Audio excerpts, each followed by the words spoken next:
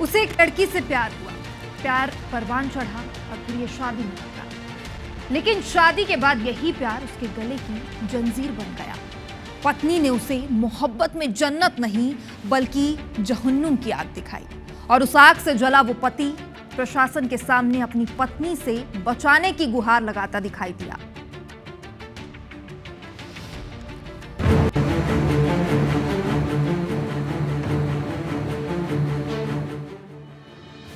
मुझे मारने की धमकी देती है। पिछले 1 साल से मेरी शादी हुई है और शादी के बाद मायके में ले जाके रख रही थी। अगर मैं अपने घर पे आता हूँ, माँ बाप के यहाँ आता हूँ तो बोलती है अगर माँ बाप के यहाँ नहीं जाओगे तो जो मरवा दूँ। एक और जिंदगी भर साथ निभाने का वादा, तो दूसरी ओर जिंदगी की तंग हालात और मजबूरी।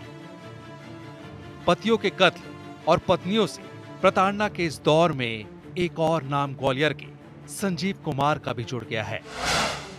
संजीव कुमार ने एसपी ऑफिस पहुंचकर शिकायत करते हुए बताया कि पत्नी नीलम भटनागर, जो एसएएफ की 14वीं बटालियन में एएसआई के पद पर तैनात है, उसने जीना मुश्किल कर दिया है।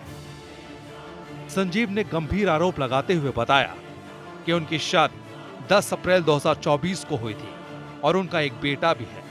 शादी के बाद नीलम सिर्फ 8 दिन ससुराल में रही, फिर अपने घर चली गई। ससुराल वालों ने मुझे भी घर जमाई बनाकर रखना शुरू किया।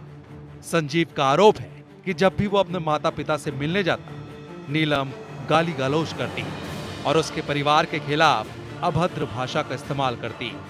इतना ही नहीं, नीलम और उनके भाइयों ने उसे जान से मारने, झूठे केस में फंसाने की धमकी दी है। शिकायत मेरी पत्नी है, वो मुझे प्रताड़ित कर रही है आए दिन।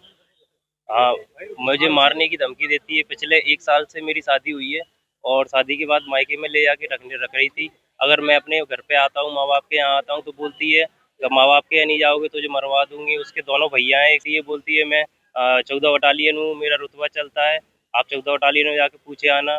तुम पे तो कोई पैसे ऐसे नहीं है, मैं बहुत पैसे वाली हूँ, तुम्हें हिल्ले लगवा दूंगी।